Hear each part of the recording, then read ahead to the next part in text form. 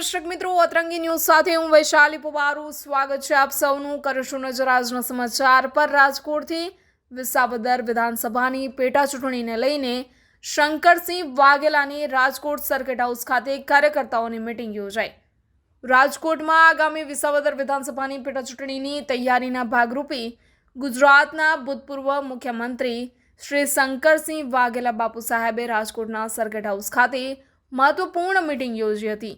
આ મીટિંગમાં વિવિધ તાલુકા અને ગામ સ્થળોના કાર્યકર્તાઓ ઉપસ્થિત રહ્યા હતા અને પેટા ચૂંટણીને લઈને વ્યૂહરચના તેમજ આયોજન અંગે ચર્ચાઓ કરવામાં આવી હતી. બાપુએ કાર્યકર્તાઓને સંબોધિત કરતા જણાવ્યું હતું કે વિસાવદર વિસ્તારમાં વિકલ્પ સ્વરૂપે વિશ્વાસ પ્રેરક નેતૃત્વ ઊભું કરવાનું આવશ્યક છે.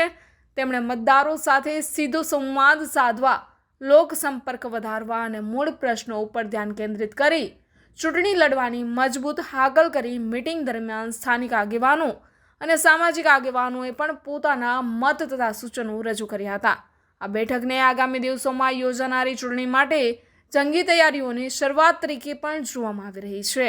Reporter જીતેન જીવરાજાણી, અતરંગી news, Rajkot.